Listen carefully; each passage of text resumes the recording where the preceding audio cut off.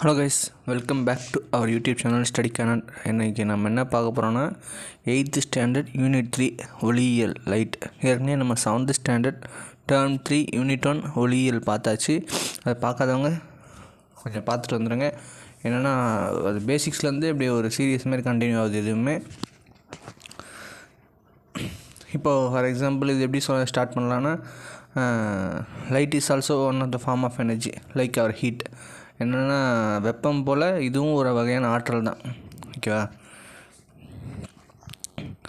ஃபர்தராக என்ன சொல்லலாம் இன்ட்ரடக்ஷனுக்கு,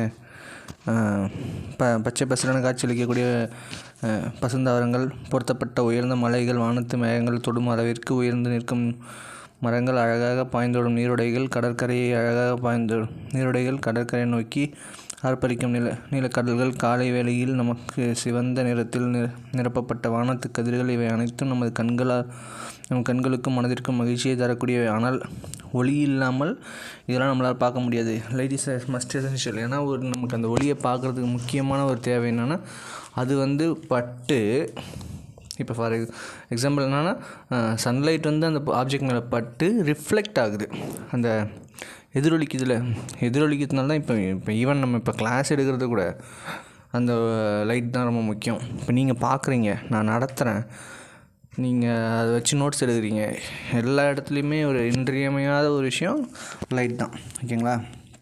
ஒளி என்பது ஒரு வகையான ஆற்றல். அது நேர்கோட்டில் செல்லக்கூடியது. சமதள ஆடிகளை போன்ற பளபளப்பான பொருள்களில் எவ்வாறு ஒளி எதிரொலிக்கிறது என்பதை நீங்கள் கீழ் வகுப்பில் பயின்றுள்ளீர்கள். இப்போ அந்த பிளெயின் மிரர்லாம் எப்படி அது ரிஃப்ளெக்ட் ஆகுது அதை படிச்சிருப்போம். அதேபோல் ஒளியின் நேர்கோட்டு பண்பினை விளக்கம் செய்தவர் யார்? ஒளியின் நேர்கோட்டு பண்பினை விளக்கம் செய்தவர் அல்ஹசன் ஹயாத்தம். ஓகே, ரொம்ப முக்கியம். டிஎன்பிஎஸ்சிக்கும் சரி டிஎன்யூஎஸ்ஆர்பிக்கும் அந்த கொஸ்டின் ரொம்ப முக்கியம். அல்ஹசன் ஹயாத்தம். ஓகேவா? ஒளியின் எதிரொலிப்பு பண்பு நாம் அன்றாட வாழ்வில் பயன்படுத்தும் பல்வேறு பொருட்களின் செயல்பாட்டிற்கு அடிப்படையாக உள்ளது. இப்பாடத்தில் கோளக ஆடிகள், பரவலை ஆடிகள் போன்ற பல்வேறு ஆடிகளை பற்றி பயில இருக்கிறீர்கள். ஒளிவிலகல் விதிகள் மற்றும் இந்த விதிகளின் அடிப்படையில் செயல்படும் பெரிஸ்கோப், கலடாஸ்கோப் போன்ற ஒளியியல் கருவிகளை மற்றும் பெரிஸ்கோப்பு, கலடாஸ்கோப்பு, டைப்ஸ் ஆஃப் மிரரு, இதெல்லாம் பார்க்கப்போம். ஃபஸ்ட்டு என்னென்னா ஆடிகள். ஓகேவா? நமது அன்றாட வாழ்வில் பல்வேறு தேவைகளுக்கு நாம் ஆடிகளை பயன்படுத்துகிறோம். முக்கியமான ஒப்பனை செய்து கொள்வதற்கு அவை நமக்கு உதவுகின்றன.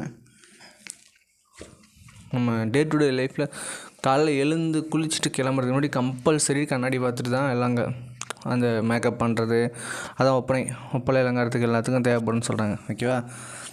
தன் மீது விழும் ஒளியை எதிரொலிக்கக்கூடிய பளபளப்பான பரப்பை கொண்ட ஒளியியல் சாதனமே ஆடியாகும். ஓகேவா? அது ரிஃப்ளெக்ட் பண்ணுறது, அது மேலே விழுற லைட்டை ரிஃப்ளெக்ட் பண்ணி நமக்கு ரிட்டன் கொடுக்குது, ரிட்டன் பேக். ஓகேவா? இது ஒரு பாக்ஸ் கொஷின் எப்போவுமே மஸ்ட்டு ப்ரியாரிட்டிஸு படித்தாகணும். ஓகேவா? 11ஆம் நூற்றாண்டில் 16th செஞ்சுரியில் இத்தாலி நாட்டில் வெனிஸ் நகரத்தில் கண்ணாடி தகட்டின் மீது எதிரொலிக்கும் உலோகத்தை மெல்லிய படலமாக பூசும் வழக்கம் நடைமுறையில் இருந்து வந்தது. இப்போ நாம் யூஸ் பண்ணுற அந்த மிரர் கான்செப்டு 16th செஞ்சுரியில் இட்டாலி வெனிஸில் இருந்திருக்கு. ஓகேவா? அந்த இது பின்னாடி கொஞ்சம் முலாம் பூசுறது. ஓகே, அவர்கள் பாதரசம் மற்றும் வெள்ளி கலந்த உலோக கலவினை இதற்கு பயன்படுத்தினர்.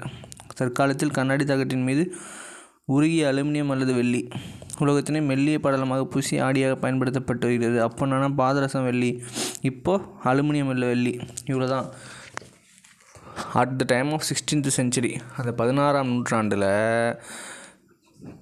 இட்டாலி கண்ட்ரியில் வெனிஸ்ன்ற நகரத்தில் இதுபோல் அந்த மிரரில் பின்னாடி முலாம் பூசப்படுற டெக்னிக் இருந்திருக்கு. அப்போ யூஸ் பண்ணுறது பாதரசம் வெள்ளி, இப்போ யூஸ் பண்ணுறது அலுமினியம் வெள்ளி. அவ்வளோதான், மொத்தம் 3 பாயிண்ட் தான். ஓகேவா?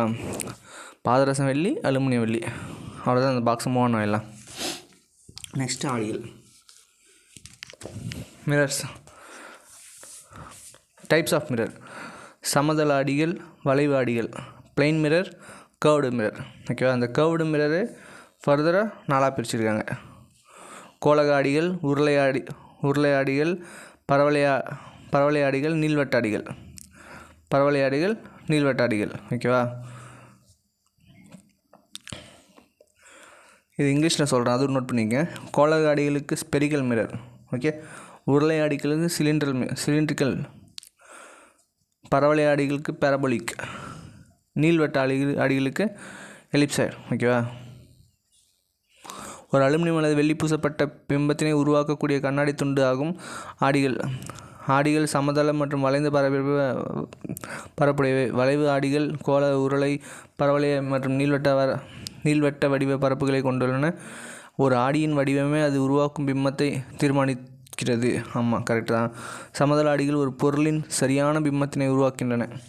சமதள ஆடிகள் கரெக்டான பிம்பத்தை உருவாக்குது. அதே வேளையில் வளைவு ஆடிகள் பெரிதான அல்லது சிறிதான பிம்பங்களை உருவாக்கின்றன. இந்த கர்வ்டு மிரர் இருக்குல்ல, அது ஒன்று மெக்னிஃபைடு பெருசு இல்லை ஸ்மால் இமேஜை உருவாக்குது. ஓகேவா. நெக்ஸ்ட்டு கோளக ஆடிகள் ஸ்பெரிக்கல் மிரர் 2 டைப் பார்க்க போகிறோம். ஓகேவா. குழி, குவி. இதுதான் ரொம்ப முக்கியமே. ஹோல் லைட் லெசனோட 50% ஆஃப் ஏரியா இதில் முடிஞ்சிடும். ஓகேவா. இந்த குழி, குவி தான் எங்கே போனாலுமே மஸ்ட்டாக கேட்கக்கூடிய கொஷினு.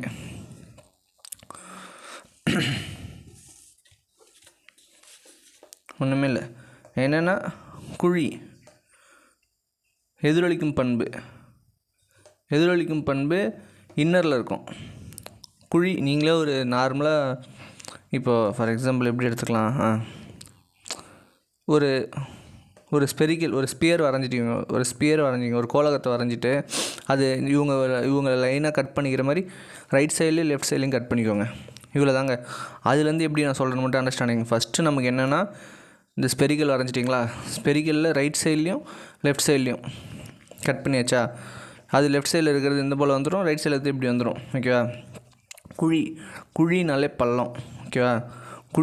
குழினால என்ன, பள்ளம். குழி என்றால் பள்ளமா, அப்போ என்னென்னா எதிரொலிக்கும் பரப்பு குழியில் தடவுவாங்க. அதுக்கான திரும்ப சொன்னேன், டென்ஷன் ஆகாதீங்க. என்னென்னா குழி இருக்குல்ல, குழி ஆடி, நீங்களே இது 2 கம்பேர் பண்ணுங்களேன். இப்போ இந்த சைடு கட்டாக இருக்கிறது என்னென்னா குழி ஆடினா எதிரொலிக்கும் பரப்பு குழியில் தடவி இருப்பாங்க. குவி ஆடினா எதிரொலிக்கும் பரப்பு அந்த குவிஞ்சிருக்கிற ஏரியாவில் தடவுவாங்க, மூடான ஏரியாவில் தடவுவாங்க. அவ்வளோதான். இந்த 2 எக்ஸாம்பிள் தான். இந்த டிஃபரன்ஷியேஷன் போதுமே.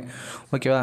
குழியாடி ஒரு கோளக ஆடியின் குழிந்த சொன்னேன்னா அந்த பள்ளமாக இருக்கிற குழிந்த பரப்பில் ஒரு ஒளி எதிரொலிப்பு நிகழ்ந்தால் அது குழியாடி என அழைக்கப்படுகிறது. இவை அவற்றிற்கு அருகில் வைக்கப்பட்ட பொருளினை பெரிதாக்கி காட்டுகின்றன.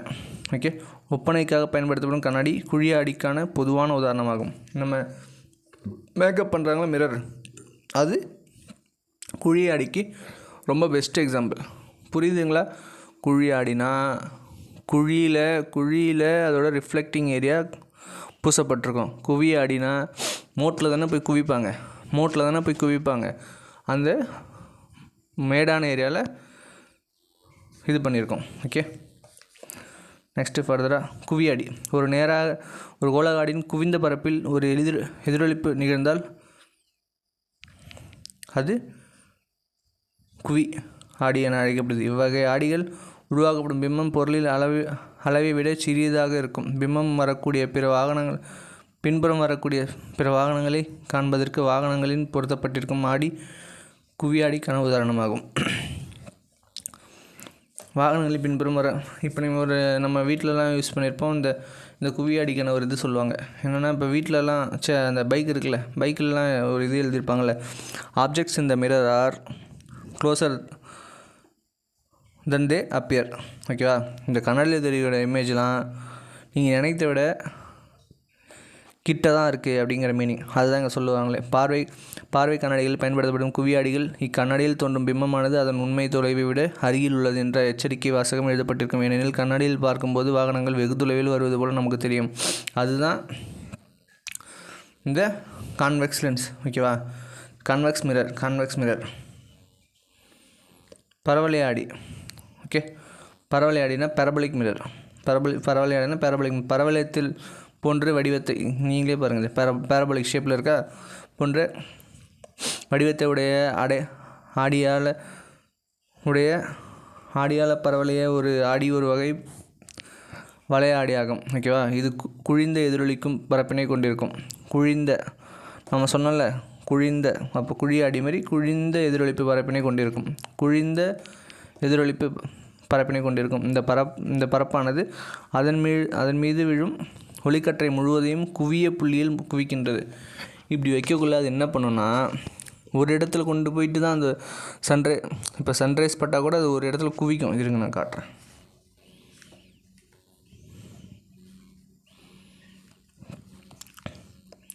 இணையான திசையில் விரிந்து செல்லுன இது கதிர்கள் பொலிவு குறையாமல் மிக நீண்ட தொலைவிற்கு பயணிக்கக்கூடியவை. இப்போது இப்படி இருக்கிறதுனால என்னென்னா, கண்டபடி டிஸ்ட்ராக்ட் ஆகாமல் கரெக்டாக ரொம்ப தூரத்துக்கு அந்த ஏதாவது இன்ஃபர்மேஷன் இங்கே எடுத்துகிட்டு போகவோ எல்லாத்துக்குமே இந்த பரவலை ஆடிகள் யூஸ் ஆகுது. நம்ம அடுத்து ஃபர்தராக எங்கெங்கே யூஸ் ஆகுதுன்னு பார்க்கலாம். ஓகேவா? பரவலைய எதிரொலிப்பான்கள் என்று அழைக்கப்படும் பரவலை ஆடிகள் ஒளி ஆற்றல், வெப்ப ஆற்றல், ஒளி ஆற்றல், சவுண்ட் எனர்ஜி, ரேடியோ அலைகள் போன்றவற்றை சேகரிக்க அல்லது வீழ்த்த பயன்படுகின்றன. இவை எதிரொலிக்கும் தொலைநோக்கி ரிஃப்ளெக்டிங் டெலஸ்கோப் இருக்குல்ல, ரிஃப்ளெக்டிங் டெலஸ்கோப், ரேடியோ அலைகள் மற்றும் ஒளிப்பெருக்கிகள் பயன்படுகின்றன. மேலும் முக்கியமானனா இது சூரிய சமயற் கலன்கள் மற்றும் சூரிய வெப்ப சூடேற்றி ஆகியவற்றிலும் இவை பயன்படுத்தப்படுகின்றன. இவ்வளோ நேரம் சொன்னதெல்லாம் கூட இம்பார்ட்டன்ஸ் கிடையாது. சூரிய சமையல் கலன் மற்றும் சூரிய வெப்ப சூடேற்றி, இதில் எங்கே என்ன யூஸ் ஆகுது? பரவளைய ஆடிகள், பரவளைய மிரர். ஓகே, அங்கே பார்த்தோம்ல அந்த முலாம் பூசுகிற டெக்னிக்கு 16ஆம் நூற்றாண்டில் இட்டாலியில் வெனிஸில் மெர்க்குரியும்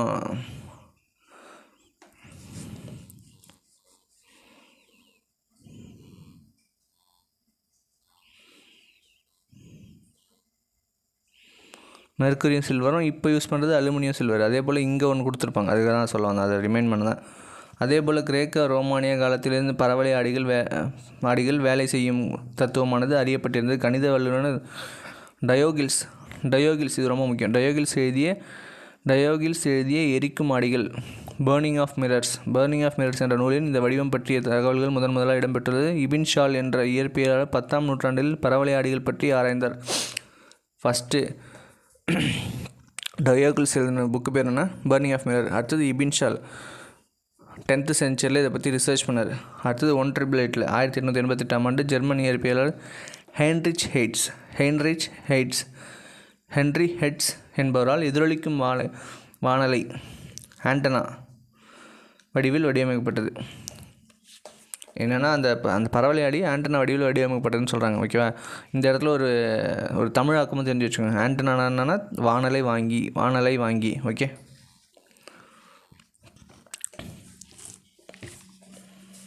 நெக்ஸ்ட் என்ன, அந்த இது இருக்குல்ல ஸ்பெரிக்கல் மிரர்ஸு, கோளக ஆடிகள், அதில் என்னென்ன பாயிண்ட்டு என்னென்ன வரும்னு மட்டும் நீங்களே பார்த்து வச்சுக்கோங்க. இப்போ நான் சொல்கிறேன் பாருங்கள். ஃபஸ்ட்டு வளைவாரம். ஓகேவா?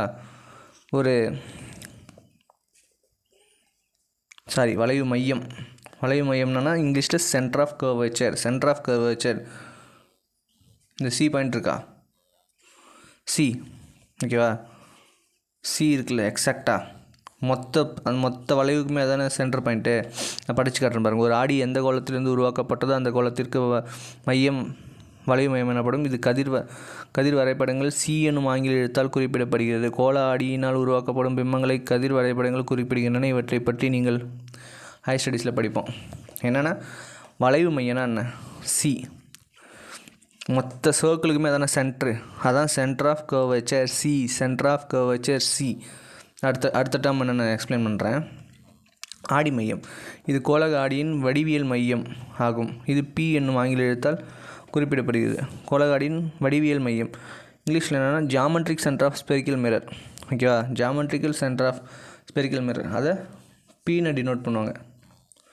இப்போ பார்த்தீங்களா, அந்த மிரருக்கு அங்கே ஒரு பீன்னு ஒரு பாயிண்ட் டினோட் பண்ணிடுறாங்களா, அது.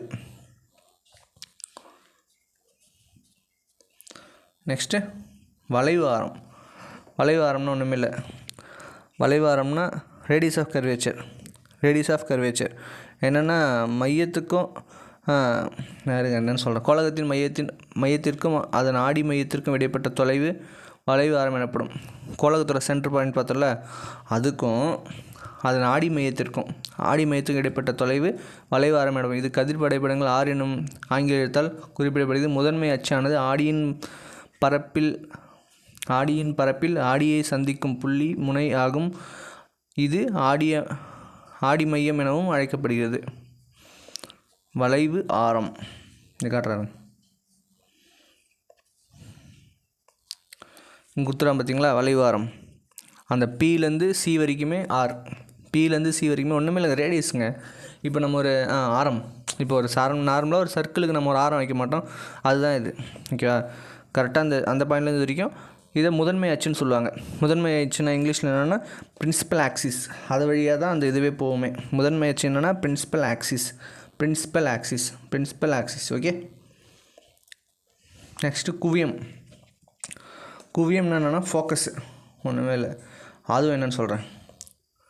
ஏன் இந்த பாயிண்ட்டை ஸ்பெசிஃபிக்காக ஃபோக்கஸ்னு சொல்கிறாங்கன்னா, எங்கேருந்து வர லைட் ரேஸாக இருந்தாலும், ஒரு நிமிஷம் நான் இந்த எக்ஸாம்பிள் காட்டினா உங்களுக்கு புரியும்.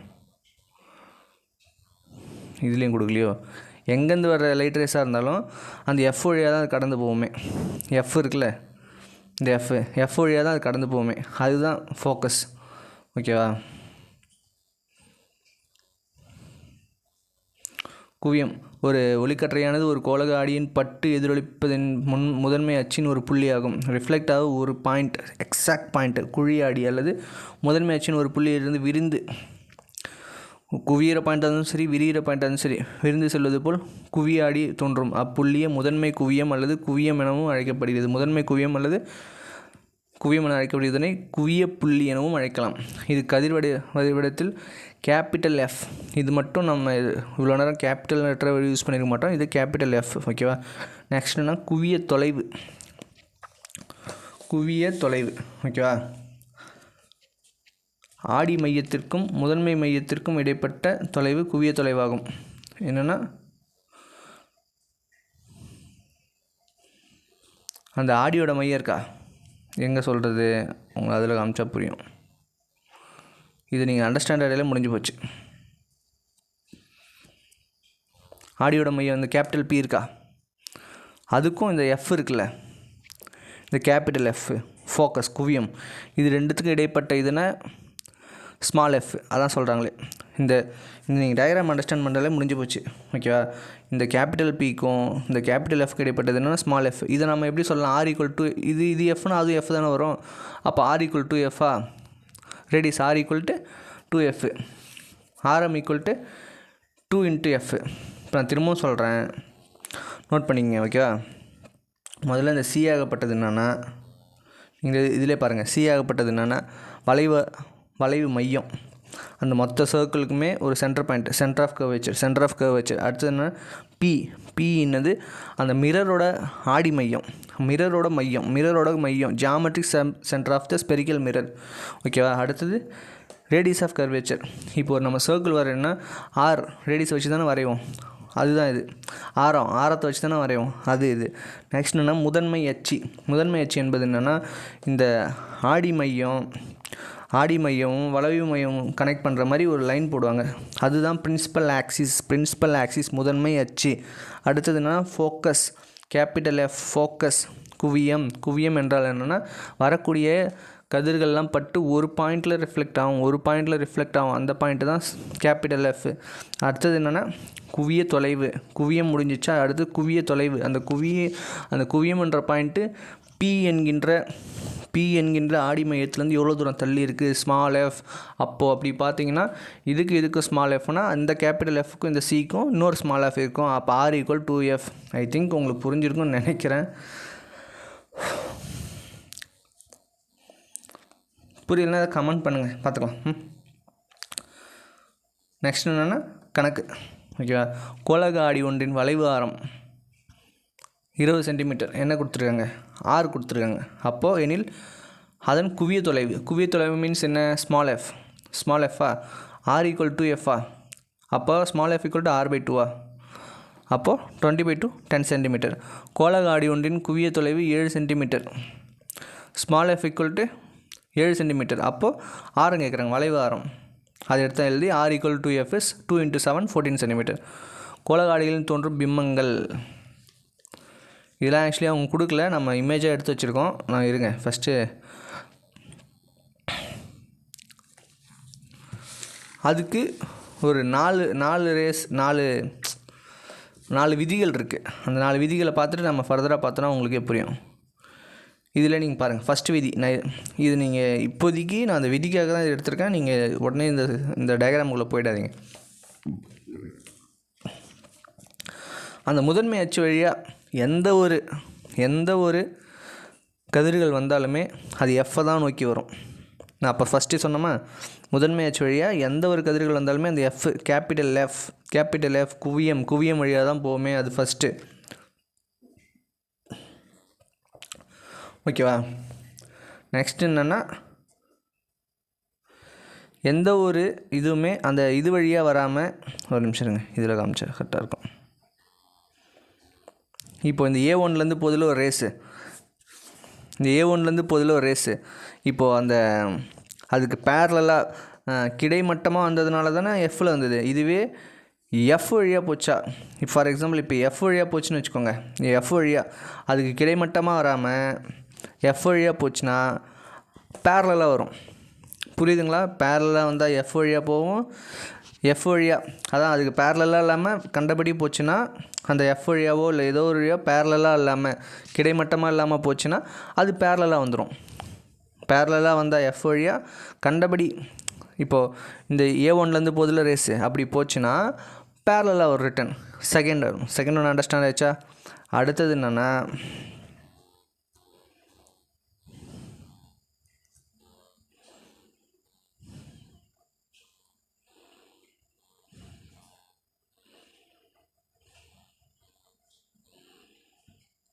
P வழியாக போச்சுன்னா நோ டிஃப்ளெக்ஷன். P இருக்குல்ல, இந்த P வழியாக போச்சுன்னா ரேஸு நோ டிஃப்ளெக்ஷனே ஆகாது.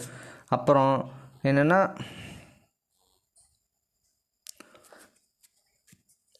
C வழியாக போச்சுன்னா அப்படியே பட்டு ரிட்டன் பேக் ஆகும். மொத்தம் 4 சொல்லியிருக்கேன். பேரலாக வந்தால் எஃப் வழியாவோ இல்லை ஏதோ ஒரு வழியோ பேரலாக போகாமல் கிடைமட்டமாக போகாமல் போச்சுன்னா மறுபடியும் அது பேரலாக ரிட்டன் பேக் ஆகும். அடுத்தது P வழியாக போச்சுன்னா ரிட்டன் பேக் ஆகாது. அடுத்தது என்னென்னா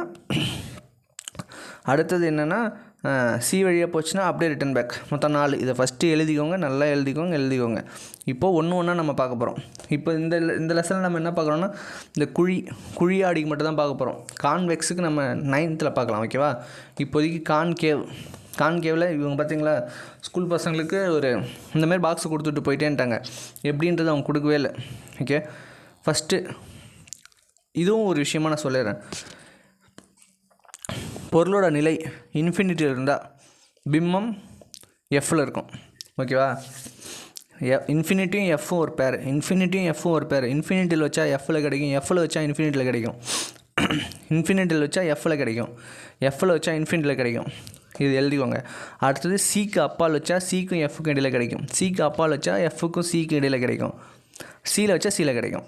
ஓகே, அப்போ சிக்கு அப்பால் வச்சா சிக்கும் எஃப்புக்கு இடையிலே, அப்போ சிக்கும் எஃப்புக்கு இடையில் வச்சா சிக்கு அப்பால் கிடைக்கும். அடுத்த 4வது பாருங்கள். சிக்கும் எஃப்புக்கு இடையில் வச்சா சிக்கு அப்பால் கிடைக்குதா? எஃப்பில் வச்சா இன்ஃபினிட்டியில் கிடைக்குது. இப்போது இன்ஃபினிட்டியும் எஃப்பும் ஒரு பேர், சிக்கு அப்பால் சிக்கும் எஃப்புக்கும் இன்பிட்வீனில் ஒரு பேர், சியில் வச்சா சியில் கிடைக்கும். 3 ஆச்சா? இதே தான் திரும்ப வரப்போகுது. அடுத்தது என்னென்னா, எஃப்புக்கும் பிக்கு பின்னாடி வச்சா, இதுதான் ஹைலைட்டான விஷயமே. எஃப்புக்கும் பிக்கு பின்னாடி வச்சோன்னா ஆடிக்கு பின்னால் அது மட்டும்தான் நேரான மாயபிம்பம், அது மட்டும்தான் ஸ்ட்ரெயிட் இமேஜாக கிடைக்கும். நேரான இமேஜினரி. ஓகேவா? மிச்சம் எல்லாமே தலைகீழான மெய்பிம்பம், ரியல் அண்ட் இன்வெர்டட். இது மட்டும்தான் imaginary and straight image. Okay, இருங்க ஒன்று நான் எக்ஸ்பிளைனே பண்ணுறேன். ஈரில்லாத தொலைவு ஃப்ரம் இன்ஃபினிட்டி. ஓகேவா? ஃப்ரம் இன்ஃபினிட்டிலேருந்து எல்லா ரேஸும் வருதா? இன்ஃபினிட்டிலேருந்து வைக்கிறாங்களா? எல்லாமே வருதா? எல்லாமே பட்டு எங்கே இதுவாகுது? எஃப்பில் தானே குவியுது. அங்கே என்னென்னா, அங்கே தான் ஃபார்ம் ஆகும். அது எப்படி சொல்லுவாங்கன்னா, ஸ்ட்ரெயிட்டாகவும் இருக்கும், தலைகீழாக இருக்கும். ஓகேவா? Next beyond C. இந்த சின்ற பாயிண்ட்டுக்கு பின்னாடி வைக்கிறாங்க, பின்ற பாயிண்ட்டுக்கு பின்னாடி வைக்கிறாங்களா? பின்ற பாயிண்ட்டுக்கு பின்னாடி வச்சது என்ன ஆகுதுன்னா முதல் ரேஸ் பேரலாக வந்து எப்பவும் போல் எஃப்ஐ கிராஸ் ஆகி வருதா, முதல் ரேஸ் பேரலாக வந்து எப்பவும் போல் எஃப்ஐ கிராஸ் ஆகி வருதா. இன்னொரு பாயிண்ட்டு சொன்னேன்னா மூணாவது பாயிண்ட் என்ன சொன்னேன், சரி நாலாவது பாயிண்ட்டு சி வழியாக போச்சுன்னா சி வழியாக ரிட்டன் பேக் ஆகும், சி வழியாக போச்சுன்னா சி வழியாக ரிட்டன் பேக் ஆகும். அப்போது எங்கே இமேஜ் ஃபார்ம் ஆகுது நீங்களே பாருங்கள். இந்த ஏரோ மார்க் ஆகப்பட்டது அந்த அதே ஏரோ மார்க் மாதிரி ஃபார்ம் ஆகுது, ரியலாக தான் வந்திருக்கு, ஆனால் தலைகீழாக வந்திருக்கு, சின்னதாக வந்திருக்கும். அதே போல் அந்த ஷேப்புக்கு இதுக்கும் சின்னதாக இருக்கும். உங்களுக்கு புரியுதுன்னு நினைக்கிறேன். ஓகே, இப்போது பியாண்ட் சி ஃபர்தராக என்னென்னா சியில் வைக்க போகிறேன். சியில் வைக்கக்குள்ள ஃபஸ்ட்டு லா என்ன சொன்னேன், பேரலாக போச்சுன்னா கிடைமட்டமாக போச்சுன்னா எஃப் வழியாக வருமா. அதே போல் என்னென்னா எஃப் வழியாக போச்சுன்னா கிடைமட்டமாக வரும், கிடைமட்டமாக போச்சுன்னா எஃப் வழியாக போச்சுன்னா கிடைமட்டமாக வரும். இது ரெண்டும் வந்து சீல ஆப்ஜெக்ட் ஃபார்ம் பண்ணுது. அது எப்படி என்ன மாதிரியான ஆப்ஜெக்ட் நீங்களே பாருங்கள். அது ஃபஸ்ட்டு செகண்ட் ஆப்ஷன் சிறியதாக இருந்ததா, சியில் வைக்கிறதுனால சியில் ஃபார்ம் ஆகுதுன்னா பொருளில் அளவுலேயே இருக்கும். நீங்களே பார்த்தீங்களா பொருளோட அளவுலேயே இருக்குது. சிக்கும் எஃப்க்கும் இடையில் வச்சா சிக்கு அப்பால் பெருசாக கிடைக்கும், அதையும் காட்டுறாருங்க. சிக்கும் எஃப்க்கு இடையில் வைக்கிறாங்களா, ஃபஸ்ட்டு ரேஸு பேரலாக போனால் எஃப் வழியாக வருதா. அடுத்த ரேஸ் என்னென்னா இந்த இன்க்ளைனிங்காக சிக்கு நேராக போகுது. ஓகேவா, போய் சிக்கு நேராக ரிட்டன் பேக் ஆகி இங்கே ஆப்ஜெக்ட் ஃபார்ம் ஆகுது. எங்கே ஃபார்ம் ஆகுது, சிக்கும் எஃப்க்கு இடையில் வச்சா சிக்கும் அப்பால். அதே போல் பெரிய இமேஜ் அதை விட பெருசு. அடுத்தது எஃப்பில் வச்சா இன்ஃபினிட்டியில் கிடைக்கும். அது எப்படின்னு பார்த்துடலாம். எஃப்பில் வைக்கிறாங்களா பாயிண்ட்டை, ஒரு பாயிண்ட்டு பேரலாக போதா, பேரலாக வந்தால் ரிட்டர்ன் பேக் ஆகுதா. அதே போல் சி இப்போ எப்படின்னா அந்த இது வெர்டிக்கலாக போய் சிக்கு அப்படியே ரிட்டன் பேக், சியில் போச்சுன்னா ரிட்டன் பேக் ஆகும் சொன்னோன்னா ரிட்டன் பேக் ஆகும். அதே சியிலே ரிட்டன் பேக் ஆகுதா. இது ரெண்டுமே ஃபார்ம் ஆகுது, இன்ஃபினிட்டியில் போய் ஃபார்ம் பண்ணுது. ஓகேவா, இதுவும் என்னென்னா real inverted highly enlarged infinity, ரொம்ப பெருசாக இருக்கும், மிக பெருசாக இருக்கும். இப்போது இந்த லெசன் இந்த ஏரியாலே ஒரு முக்கியமானது என்னென்னா எஃப்க்கும் பீக்கு இடையில, ஏன்னா இது மட்டும்தான் வித்தியாசமாக வருது. எல்லாமே தலைகீழான மெய்பிம்மம், ரியல் அண்ட் இன்வெர்டட். இது மட்டும் இமேஜினரி அண்ட் ஸ்ட்ரெயிட். இது real and inverted, imaginary and straight. எஃப்க்கு பீக்கு இடையில் வச்சு அது மட்டும் நான் எக்ஸ்பிளைன் பண்ணுற பாருங்க.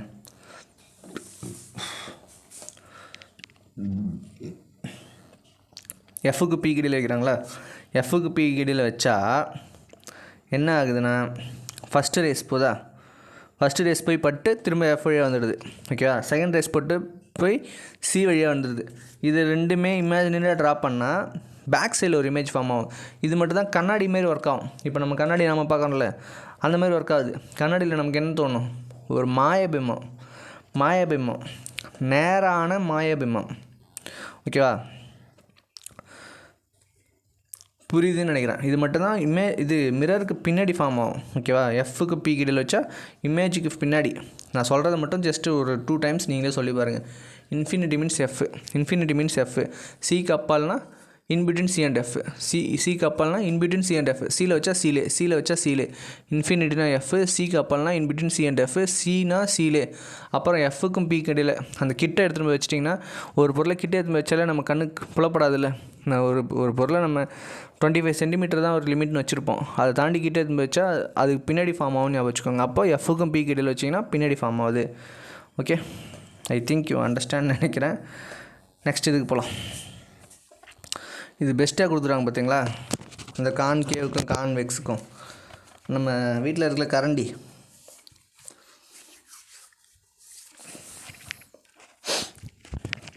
வளைந்த பரப்புடைய தேக்கரண்டி ஒன்றை எடுத்து அதில் தோன்றும் பிம்பத்தை காண்க. இப்பொழுது அதை திருப்பி அதில் தோன்றும் பிம்பத்தை காண.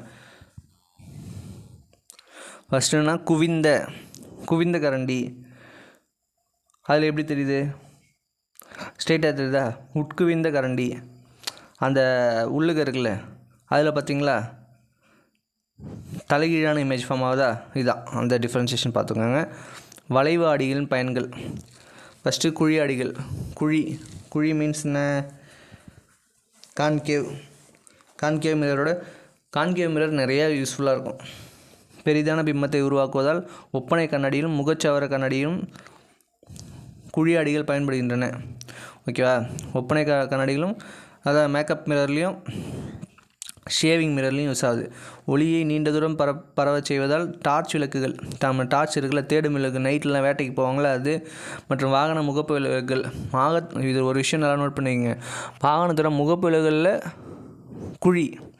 குழி கான்கேவ், அதேபோல் வாகனத்தோட சைடு மிரரில் கான்வெக்ஸ், முன்னாடி கான்கேவ், இந்த மிரரில் கான்வெக்ஸ். ஓகேவா. நெக்ஸ்ட்டு குழி ஆடிகள் பரந்த பரப்புகளிலிருந்து ஒளியை சேகரித்து ஒரு புள்ளியில் குவிய செய்கின்றன. எனவே இவ்வகை ஆடிகள் சூரிய சமையல் கலன்களில் பயன்படுகின்றன. அந்த பேராபோலிக் மிரர் பார்த்தோம்ல, பேராபோலிக் மிரர் பரவலை ஆடிகள் மாதிரி இதுவுமே யூஸ் ஆகுது, குழி ஆடிகள். நெக்ஸ்ட்டு நிழலை ஏற்படுத்தாமல் உறுப்புகளை தெளிவாக காட்டுதல், கண், காது, மூக்கு மற்றும் தொண்டை பகுதிகளில் சோதித்து பார்ப்பதற்கு மருத்துவர்கள் அணிந்திருக்கும் தலை கண்ணாடிகள் குழி ஆடிகள் பயன்படுத்தப்படுகின்றன.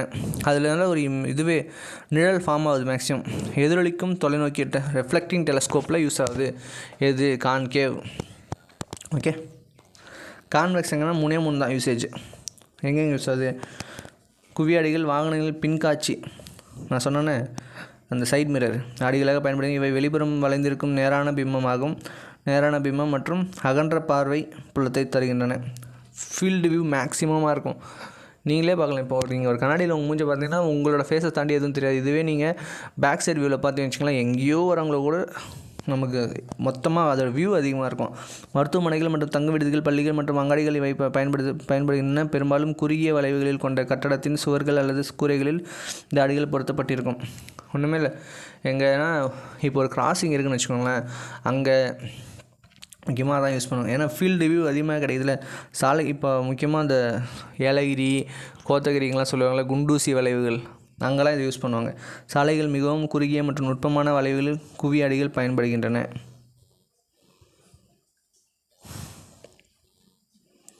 நெக்ஸ்ட்டு எதிரொலிப்பு விதிகள்.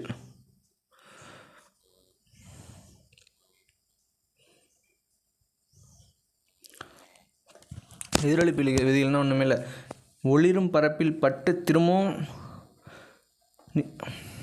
எப்படின்னா இப்போ ஒரு சர்ஃபேஸ் இருக்குன்னு வச்சுக்கோங்களேன், அதில் பட்டு அதில் ரிட்டன் பேக் ஆகணும், அதான் எதிரொலிப்பு. ஓகேவா. அது உள்ளார உட்புகுந்து போனால் அது வேறு ரீஃப்ராக்ஷன் ஆகிடும், அதிலே ரிட்டன் பேக் ஆகணும். ஓகேவா. அதுக்கான 2 ரூல்ஸ் இருக்குது.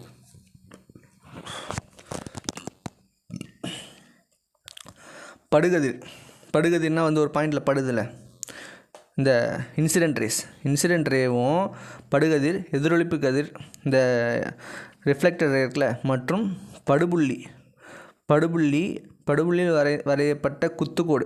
இந்த படுபுள்ளி இந்த சென்ஸ்னா இது இந்த 2த்துக்குமே மிட் பாயிண்ட் இருக்குல்ல, இது அதுக்கு பெர்பெண்டிகுலர் ஒன்று வரைஞ்சோன்னா அதான் குத்துக்கோடு. ஓகேவா.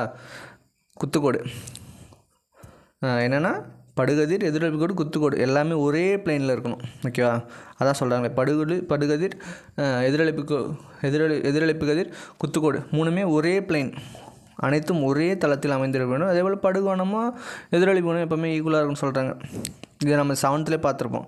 இவ்வளோ 2 ரூல் தான். படுகதிர், எதிரொலிப்பு கதிர், குத்துக்கோடு எல்லாமே ஒரு பிளேனில் இருக்கணும். படுகதிரும் எதிரொலிப்பு கதிரும் ஈக்குவலாக இருக்கணும். வெள்ளியே மிகச்சிறந்த எதிரொலிப்பாகும். சில்வர் இருக்குல்ல, பெஸ்ட் ரிஃப்ளெக்டர். ஓகேவா. எனவே தான் ஆடிகளை உருவாக்குவதற்கு கண்ணாடி துண்டின் பரப்பின் மீது மெல்லிய படலமாக வெள்ளி பூசப்படுகிறது. அடுத்தது என்னென்னா ஒழுங்கான எதிரொலிப்பு, ஒழுங்கற்ற எதிரொலிப்பு. ஒன்றுமே இல்லை, நீங்கள் ஜஸ்ட் இது இமேஜாக பாருங்கள். இந்த இமேஜ் எப்படி அந்த ப்ரொஜெக்ட் அந்த இது ரிஃப்ளெக்ஷன் எப்படி ஆகுது, ரொம்ப பர்ஃபெக்ட் ஆகுதா? ஒழுங்கற்ற காட்டுறேன். மேடும் பள்ளமாக இருக்கும் அடியில், இது எப்படி ரிஃப்ளெக்ட் ஆகுது? கலங்கனமாக இருக்கா? அதுதான் இந்த எக்ஸாம்பிள்.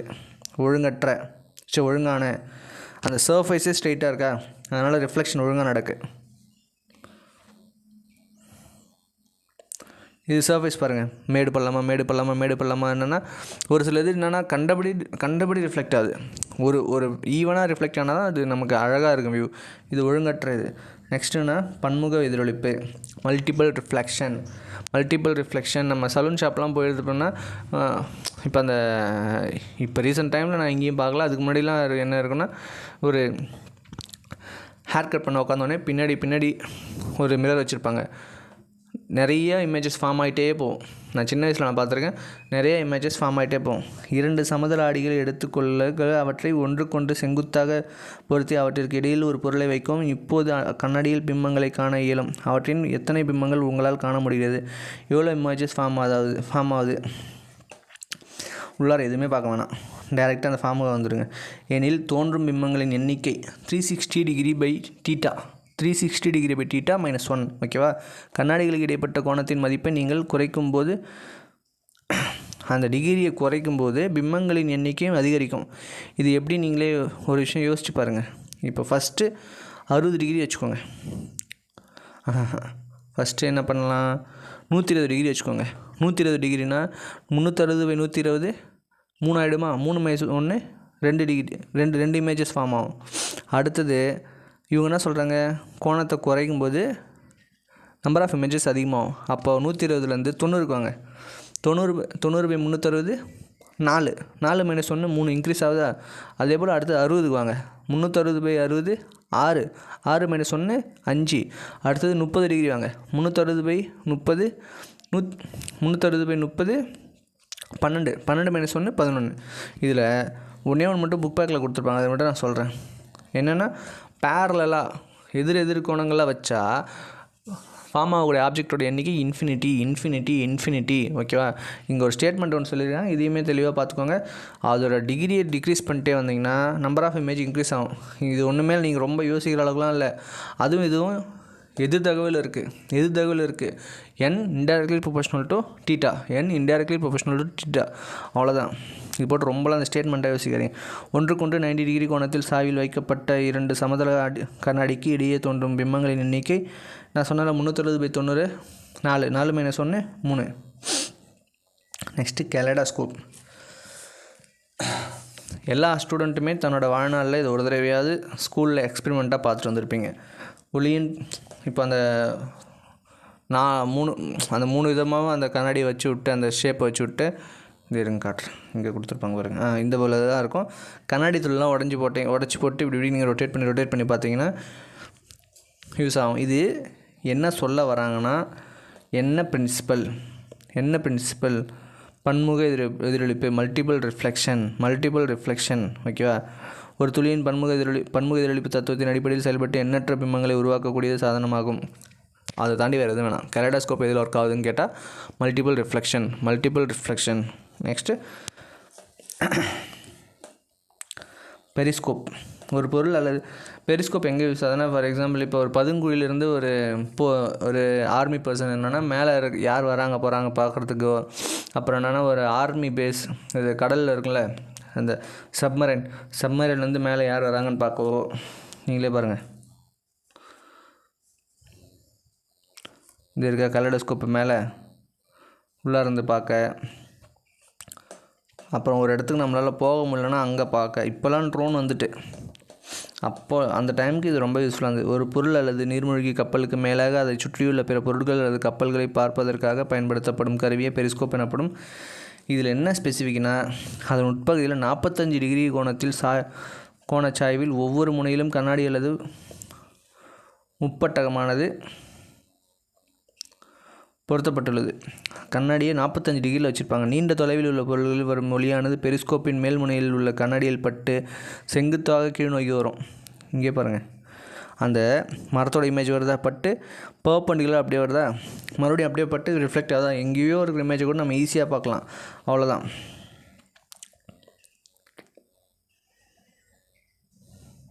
அதில் பயன்கள் இது என்னென்னா, முக்கியமாக என்ன கேட்பாங்கன்னா, பயன்கள் தான் என்னென்னு கேட்பாங்க. போர்களிலும் நீர்மூழ்கி கப்பல்களும் வழிநடத்துவதற்கு பெரிஸ்கோப் பயன்படுகிறது. பதுங்கு குழியிலிருந்து இலக்கை குறிப்பதற்கு சுடுவதற்கு இராணுவத்தில் இது பயன்படுத்தி தடை செய்யப்பட்ட இராணுவ பகுதிகளுக்கு செல்லாமலேயே பெரிஸ்கோப்பினை பயன்படுத்தி அந்த இடங்களை புகைப்படம் எடுக்கவும் முடியும். உடல் உறுப்புகளை பார்ப்பதற்கு ஒளியிழை பெரிஸ்கோப்பினை மருத்துவர்கள் பயன்படுத்துகின்றனர். நெக்ஸ்ட்டு ஒளி விலகல். ஐ திங்க் அதோட நம்ம லெசன் முடிய போகுதுன்னு நினைக்கிறேன். நெக்ஸ்ட் என்னென்னா ஒளி விலகல்.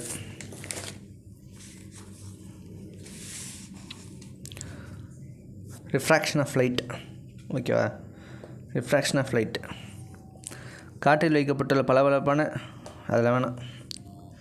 ரிஃப்ராக்ஷன் ஆஃப் லைட்னால் இது டேரெக்டாக இந்த டயக்ராம் பார்த்தாலும் முடிஞ்சு போடும் உங்களுக்கு. இப்போது காற்றில் இருக்கிற அந்த லைட் ரேஸ் ஆனது வாட்டருக்குள்ளே போனோடனே, காற்றுன்றது ரேரர் மீடியம், அடர்வு குறைந்த மீடியம், அதுலேருந்து வாட்டர் என்கின்ற டென்சர் மீடியம், அடர்வு மிகுந்த மீடியம் போகக்குள்ள ரிஃப்ராக்ஷன் ஆகுதா? நீங்களே இந்த பென்சில் நீங்கள் இதெல்லாம் ஸ்கூல்லே பண்ணி பார்த்துருப்போம். இதெல்லாம் அந்த இது அப்படியே பெண்டாகி தெரியுதா? இவ்வளோ தான் ரிஃப்ராக்ஷன். ஃபஸ்ட்டு உள்ளே இருக்கிறதுக்கு அதுதான் கோர் ஏரியா என்னென்னு மட்டும் பார்த்துடலாம். காற்றில் வைக்கப்பட்ட பளபளப்பான பரப்பின் மீது ஒளியானது படும்போது அது மீண்டும் காற்றிலேயே எதிரொலிக்கும். காற்றிலே ரிஃப்ளெக்ட் ஆகுதா என்பது நமக்கு தெரியும். ஒளி ஊடுருவும் போது பொருளின் மீது ஒளியானது படும்போது முழுமையாக எதிரொலிக்கப்படாமல் ஒரு பகுதி மட்டுமே எதிரொலிக்கின்றது. சர்டன் அமௌண்ட் ஆஃப் இது மட்டும் தான் ரிஃப்ளெக்ட் ஆகுது. மறுபகுதி ஒளியானது உட்கவரப்பட்டு பெரும்பகுதி ஒளியானது ஒளி ஊடுருவும் பொருளின் வழியே கடந்து செல்கிறது. காற்றின் வழியாக ஒளியானது 3 × 10⁸ மீட்டர்/செகண்டில் போகுது.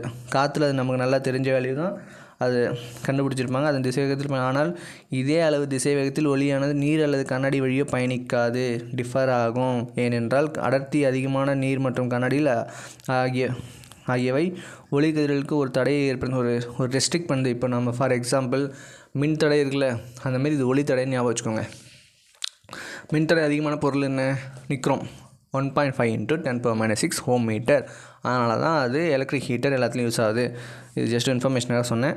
எனவே காற்று போன்ற அடர்வு குறைவான ஊடகத்திலிருந்து கண்ணாடி போன்ற அடர்வு அதிகமான ஊடகத்திற்கு ஒளிக்கதிர்கள் செல்லும்போது அவை நேர்கோட்டு பாதையிலிருந்து விலகிச் செல்கின்றன. ஒளியானது ஒரு ஊடகத்திலிருந்து மற்றொரு ஊடகத்தில் செல்லும்போது கதிர் விழும் புள்ளியில் குத்துக்கோட்டை பொறுத்து விலகிச் செல்லும் நிகழ்வே ஒளி விலகல். அந்த ஒரு குத்துக்கோட்டை நம்ம வரைஞ்சல, இன்சிடென்ட்டுக்கும் ரிஃப்ளெக்ட் ரேஸ்க்கும் அதை பொறுத்து விலகி செல்வது தான் ஒளி விலகல்னு சொல்லுவாங்க. அடர்வு இதுதான் ரொம்ப முக்கியம். இவ்வளோ நாள் படித்தது ரொம்ப முக்கியமே கிடையாது. அடர்வு குறை ஊடகத்திலிருந்து லெசர் மீடியம் டென்சர் மீடியம், அடர்வு மிகு ஊடகத்திற்கு ஒளியானது செல்லும்போது செங்குத்து கோட்டை நோக்கி அது விலகல் அடையும். லெஸ்ஸர் டு டென்சர் போனால் நோக்கி போவோம், டென்சர்லேருந்து ரேரர் போனால் விலகி போவோம், அவ்வளோதான். சின்னதுலேருந்து பெருசு போனால் நோக்கி போவோம், அந்த குத்துக்கோட்டை நோக்கி போவோம். இதுவே பெருசுலேருந்து சின்னதாக போனால் விலகி தான் போவோம். இது செயல்பாட்டில் ஒளிக்கதிர்கள் நீரிலிருந்து அடர்வு அதிகமான ஊடகம் காற்றிற்கு அடர்வு குறைவான ஊடகம் செல்கின்றன. அடர்வு மிகுந்த ஊடகத்திலிருந்து அடர்வு குறைவான ஊடகத்தில் செல்லும்போது அதன் நேர்கோட்டு பாதையிலிருந்து விலகி செல்லும் என்பதை நீங்கள் அறிவீர்கள். ஓகே, நெக்ஸ்ட் நான் ஒளி விலகல் எண்ணு ஒன்று கொடுத்துறாங்க. μ காற்றின் ஒளியின் திசைவேகம் போய் ஊடகத்தில் ஒளியின் திசையின் வேகம். இப்போ நம்ம அந்த பென்சில் எக்ஸ்பெரிமெண்ட்டே எடுத்துக்கலாம். எந்த இது பேஸாகவுமே என்ன பண்ணலான்னா, காற்றோட ஒளியின் திசைவேகம் போய் இப்போ வாட்டர் இருக்குல்ல, வாட்டரில் எவ்வளோ ஒளியோட திசைவேகம், அப்போ நம்ம மியோட வேலை கிடச்சிரும்.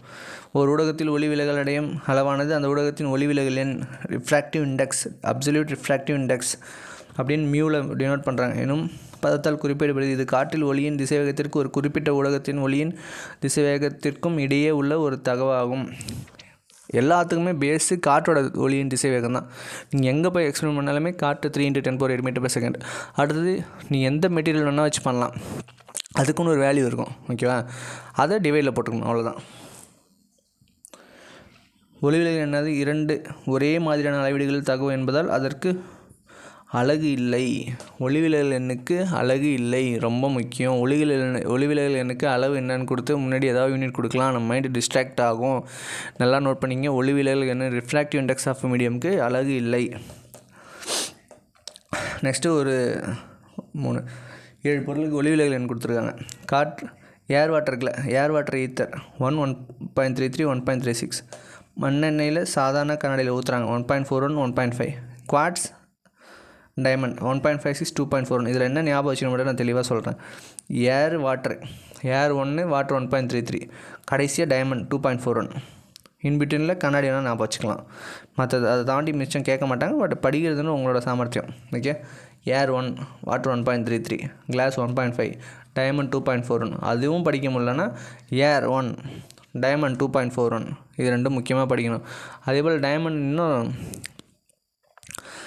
2 இதுக்கு வரும், ஓகேவா? என்னென்னா ஆன்சரா முழு ஆக எதிரொலிப்பு, டோட்டல் இன்டர்னல் ரிஃப்ளெக்ஷன். அதே போல் டைமண்டோட கிரிட்டிக்கல் ஆங்கிள்னு சொல்லுவாங்க ஒரு ஆன்சர் 24.2 டிகிரி. ஓகே,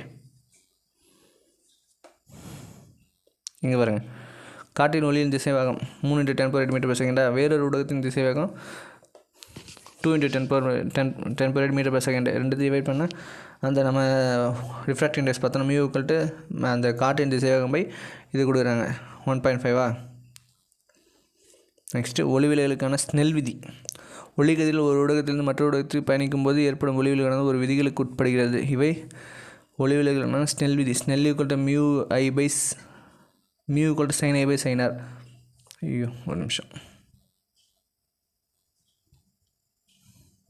மூவாயிடுச்சு போல.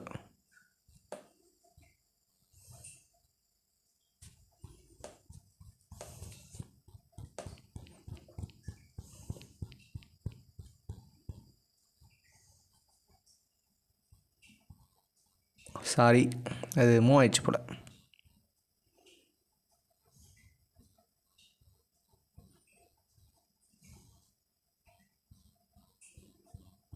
Mu equal to sin I by sin R.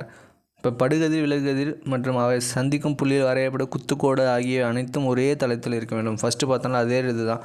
படுகோணம் sign மதிப்பிற்கும் விலகு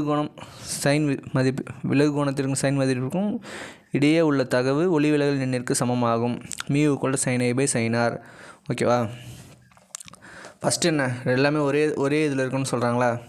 அதில் என்ன பார்த்துருப்போம்னா படுகோணமும் இதுவும் ஈக்குவலாக இருக்குன்னு சொல்லுவோம். இதில் அது இல்லை. என்னென்னா படுகோணத்தோட சைன் மதிப்புக்கும் விலகுகோணத்தோட சைன் மதிப்புக்கும் மியூ ஈக்குவலாக இருக்கணும் அப்படின்னு சொல்ல வராங்க. அவ்வளோதான். இதுதான் ஸ்னெல்ஸ் லா. இது ஒன்றுமே இல்லை, நீங்கள் உள்ளார கூட படிக்க வேணாம். நார்மலாக ஒரு ஒயிட் கலர் ரேஸ் ஒரு ப்ரிசமில் பாஸ் ஆச்சுன்னா அது 7 கலர் ஆகும். அதே போல் 7 கலர் போய் ஒரு ப்ரிசமில் பாஸ் ஆச்சுன்னா அது மறுபடியும் ஒயிட் கலராக மாறும். அதுதான் இங்கே எக்ஸ்பிளைன் பண்ணி காட்டியிருக்காங்களே. முப்பட்டகம் தமிழில். ஒரு வெள்ளை திரையும் வைக்கவும், மேசையின் மீது ஒரு முப்பட்டகத்தை அதன் அருகில் ஒரு வெள்ளை திரையும் வைக்கவும், டார்ச் விளக்கிலிருந்து ஒரு ஒளியை முப்பட்டகம் வழியே பாய்ச்ச செய்யவும். இப்போது நீங்கள் காண்பது என்ன? இப்போ வெள்ளையானது விப்ஜிஆராக மாறும். ஓகேவா? இப்போது மற்றொரு முப்பட்டத்தை படத்தில் காட்டியவாறு முதல் முப்பட்டத்து திரைக்கும் இடையில் தலைகீழாக வைக்கவும். தற்பொழுது இரண்டாவது திரையில் இது போய் மறுபடியும் ஒயிட் ரேஸாக மாறிடும். மேற்கண்ட செயல்பாட்டை முதல் முப்பட்டகத்தின் வெண்மை நிற ஒளியை 7 வண்ணங்களாக நிறப்பெருகினா டிஸ்பர்ஷன் ஆகுது அடைய செய்வதையும் இரண்டாவது முப்பட்டத்தில் மறுபடியும் ஒயிட்டாக மாற்றுன்னு சொல்கிறாங்க. ஓகேவா? ஒளி ஊடுருவும் ஊடகத்தின் வழியே வெண்மை நிற ஒளியானது செல்லும்போது அது 7 வண்ணங்களாக அலைநிலையாக பிரிகை அடைகிறது. இது நிறப்பிரிகைன்னு சொல்கிறாங்க. நிறப்பிரிகை ரொம்ப முக்கியம். இந்த ரெயின்போலாம் இருக்குல்ல, ரெயின்போ, காணல் நீர், இதுக்கெலாம் நிறப்பிரிகை தான் ஃபார்முலா. இதுவே எக்ஸாம்பிளே. இப்போ எல்லாத்துக்குமே ஒரு தத்துவம் என்னன்னு கேட்குறாங்களே, ரெயின்போக்கும் காணல் நீருக்கும் நிறப்பிரிகை டிஸ்பர்ஷன் தான் எக்ஸாம்பிளே. நிறப்பிரிகை ஏன் ஏற்படுகிறது? வெண்மை நிற ஒளியில் உள்ள ஒரு வெவ்வேறு வண்ணங்கள் வெவ்வேறு அலைநீளங்கள் கொண்டுள்ளன. ஒயிட் ரேஸில் தான் மொத்தம் 7 ரேஸ் இருக்குமே. அது அதுக்கு தனித்தனியாக ஒரு வேவ்லென்த் இருக்கும். மேலும் அவை வெவ்வேறு ஊடகத்தில் வெவ்வேறு திசைவேகத்தில் செல்லக்கூடிய ஒரு ஊடகத்தின் ஒளிவிலகலானது ஒரு ஊடகத்தில் ஒளியின் திசைவேகத்தை சார்ந்து என்பது உங்களுக்கு தெரியும். இது யார் சொல்லியிருப்பாங்கன்னா நியூட்டனின் தட்டு அப்படின்னு சொல்லுவாங்க. அதில் என்ன பண்ணுவார்னா ஒரு 7 கலரில் வச்சு அந்த இது ரொட்டேட் பண்ணோம்னா நமக்கு அது ஒயிட் கலர் தான் தெரியும்னு ஒரு எக்ஸ்பெரிமெண்ட் ப்ரூவ் பண்ணி காட்டியிருப்பார். நெக்ஸ்ட்டு வெள்ளொளி கதிரின் நிறப்பிரிகை வானவில் தோற்றம் ஒரு எடுத்துக்காட்டாகும். ஓகேவா? ஒயிட் கலரோட டிஸ்பர்ஷன் ஆகப்பட்டதுனால பெஸ்ட் எக்ஸாம்பிள் ரெயின்போ. சூரியன் இருக்கும் திசைக்கு எதிர் திசையில் வானவில்லை காண முடியும். இதுவும் கூற்றலின் காரணம். சூரியன் இருக்கும் திசையிலே வானவில் தோன்றுன்னு கொடுக்கலாம். சூரியன் இருக்கும் திசைக்கு எதிர் திசையில் வானவில் காணப்படும். மழைக்கு பிறகு எண்ணற்ற நீர்த்துளிகள் காற்றில் மிதந்து கொண்டிருக்கும். மழை முடிஞ்சோடனே ஏகப்பட்ட வாட்டர் மாலிகுல்ஸ் காற்றில் மிதந்துட்டுருக்கும். இவற்றின் வழியே ஒளி செல்லும் போது ஒரு 7 வண்ணங்களாக பிரிகை அடைகிறது. இந்த இடத்துல என்னென்னா அந்த நீர்த்துளி ஆகப்பட்டது முப்பட்டகமாக செயல்படுது, பிரிகடைது. வெள்ளொளி நிறப்பிரிகையானது அதிக அளவு மழை துளிகளில் நிகழ்வதால் இறுதியில் வானவில் ஏற்படுகிறது. எனவே அதிக அலைநீளத்தை கொண்டுள்ள சிவப்பு நிற ஒளிக்கதிரானது குறைந்த விலகலையும், குறைந்த அலைநீளத்தை கொண்டுள்ள ஊதா நிறக்கதிரானது அதிக விலகு நிலையும் கொண்டிருக்கும். ஒன்றுமே இல்லைங்க, நம்ம போன லெசன்லேயே பார்த்துருவோம். விப்ஜிஆர் இருக்குல்ல, ஒன்று மட்டும் ஸ்பெசிஃபிக்காக நல்லா படித்து வச்சுங்க. இந்த ரெட் என்பது ஹை வேவ்லென்த், அதிக அலைநீளம். லெஸ் ஃப்ரீக்வன்சி குறைஞ்சதாக எதிரொலிக்கப்படும். ஓகேவா. ஆனால் அதிக அலைநீளம் குறைஞ்சதாக எதிரொலிக்கும். அதுக்கு அப்படியே ஆப்போசிட். ரெண்டுமேலாம் படிக்காதீங்க. ஒன்று படிச்சிட்டிங்கன்னா அதுக்கு ஆப்போசிட் அதுன்னு மட்டும் தெரிஞ்சு வச்சுக்கோங்க. ரெண்டுமே படித்தா கண்டிப்பாக கன்ஃபியூஸ் பண்ணும். நினைவில் கொள்க. ஒளியை எதிரொலிக்கக்கூடிய பளபளப்பான பரப்பை கொண்ட ஒளியியல் கருவி ஆடியாகும். ரிஃப்ளெக்டிங் சர்ஃபேஸ் தான் மிரர். வளைவு ஆடிகள் கோள உருள பரவளைய மற்றும் நீள்வட்ட பரப்புகளை கொண்டுள்ளன. வளைவு ஆடியானது கோளத்தின் ஒரு பகுதியாக இருந்தால் அது கோள ஆடியாகும். குழிந்த பரப்பில் எதிரொலிப்பினை ஏற்படுத்தும் வளைவு ஆடி குழியாடி. குவிந்த பரப்புனா குவியாடி. ஆடியின் குவிய தொலைவானது வளைவு ஆரத்தின் மதிப்பில் பாதியாகும். பார்த்தோம்ல குவிய தொலைவு அந்த அதுதான் சொல்கிறாங்க. Small F equal to r/2. வளைவு ஆரத்தோட பாதி தான். மெய்பிம்பத்தை திரையில் பிடிக்க முடியும், மாயபிம்பத்தை திரையில் பிடிக்க முடியாது. இது நம்ம போன இதிலே பார்த்துருப்போம். பின்ஹோல் கேமராவில் அந்த இமேஜை கேப்சர் பண்ண முடியுது. நம்ம கண்ணாடியில் பார்க்கணும்ல, அதை கேப்சர் பண்ண முடியாது. ஏன்னா கண்ணாடியில் பார்க்குறது இடவெள மாற்றம் எப்படி சொல்லுவாங்க, இப்போ ஒரு பிளைன் மிரரோட லேட்டரல் இன்வெர்ஷன் சொல்லுவாங்க இங்கிலீஷில். பிளைன் மிரரோட லேட்டரல் இன்வெர்ஷன். குழியாடிகள் மெய்பிம்பத்தை உருவாக்கும். எனவே அவற்றை திரையில் பிடிக்கலாம். ஓகேவா. இந்த குழியாடியாகப்பட்டது ரியல் இமேஜை உருவாக்கும். அது மட்டும் திரையில் பிடிக்கலாம். குவியாடி ஒரு இடத்துல மட்டும்தான் ரியல் இமேஜை உண்டாக்கும். எந்த இடம் நீங்களே சொல்லுங்கள். அந்த கிட்ட கொண்டு போய் வச்சா பின்னாடி ஃபார்ம் ஆகுதுல அது. ஓகே. வாகனங்களில் பின்காட்சி ஆடியாக கான்வெக்ஸ். ஆடிகளில் புறப்பரப்பினை பொறுத்து எதிரொலிப்பினை இரண்டாக வகைப்படும். அவை ஒழுங்கான, ஒழுங்கற்ற. ஆடிகள் தோன்றும் பிம்பங்கள் எண்ணிக்கை ஆடிகளுக்கிடையே உள்ள சாய்வு கோணத்தை சார்ந்தது. அந்த θ equal to number of images equal to 360/θ -1. இதுவே சேமாக வச்சா ஆப்போசிட் வச்சா இன்ஃபினிட்டி. வச்சா இன்ஃபினிட்டி. நல்லா ஞாபகம் வச்சுங்க. இது கண்டிப்பாக கேட்பாங்க. தெரியலனா கூட மனப்பாடம் மட்டும் போய்டுங்க. அந்த எண்ட் ஆஃப் த டே நீ எப்படி படிச்சலாம் கேட்க போகிறதில்ல. ஓகே. Book back. வளைந்த எதிரொலிக்கும் பரப்பை உடைய ஆடிகள் இப்படி வளைஞ்சி எதிரொலிக்கக்கூடியது என்னென்னா ஸ்பெரிக்கல் மிரர். ஓகேவா.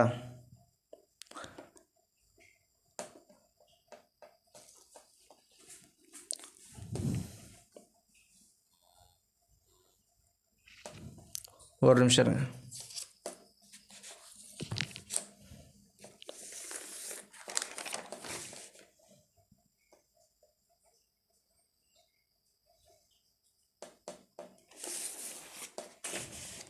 கோளகாடிகள் தமிழில் கோளகாடிகள், இங்கிலீஷில் ஸ்பெரிக்கல் மிரர். ஓகேவா.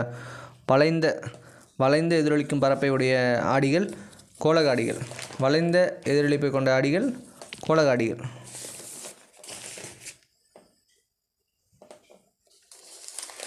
இப்போ நான் பார்த்தோம்ல கான்கேவ், கான்வெக்ஸு. இதுவே குழியில் அதை ரிஃப்ளெக்டிங் சர்ஃபேஸ் இருந்ததுன்னா குழியாடி. குவியிற பிளேஸில் வந்தால் குவியாடி. உட்புறமாக எதிரொலிக்கும் பரப்பை உடைய வளைவு எது? உட்புறம்னா என்ன? குழி. இப்போ தான் சொன்னல, குழியாடி கான்கேவ். ஓகே. வாகனங்களில் பின்காட்சி ஆடியாக பயன்படுது கான்வெக்ஸு குவி. ஒரு ஆடியின் ஆடி மையத்தையும் வளைவு மையத்தையும் இணைக்கும் கற்பனை கோடு பிரின்சிபல் ஆக்சிஸ். இங்கிலீஷில் தமிழ்லனா முதன்மை அச்சு. முதன்மை குவியத்திற்கும் ஆடி மையத்திற்கும் இடையே உள்ள தொலைவு. முதன்மை குவியத்திற்கும் ஆடி மையத்திற்கும் இடையே உள்ள தொலைவு என்னென்னா குவிய தொலைவு. ஓகேவா. Focal length. நெக்ஸ்ட்டு ஒரு கோளகாடியின் குவிய தொலைவு small F equal to 10 centimetre என்பது அதன் வளைவு ஆரம். நான் என்ன சொன்னேன், r ஈக்குவல் டு f. அப்போது 20 சென்டிமீட்டர். பொருளின் அளவும் பிம்பத்தின் அளவும் சமமாக இருந்தால் பொருள் வைக்கப்பட்டுள்ள இடம், பொருளோட அளவும் இதுவுமே ஒரு இதில் இருந்தால் அந்த பொருள் எங்கே வச்சுக்கிறான்னு அர்த்தம். சியில் வச்சா சியில் அப்படியே கிடைக்குதா, பொருளோட அளவும் எல்லாமே சேம் இதாக கிடைச்சா ஆன்சர் சி. ஓகேவா. அழகு நிலையங்கள் அலங்காரம் செய்ய பயன்படுத்தப்படும் கோளகாடி கான்கேவ் மிரர்னா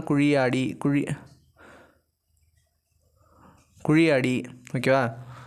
கோளகாடியின் வடிவியல் மையம் போல் ஆடி மையம் எனப்படும். பி எனப்படும்.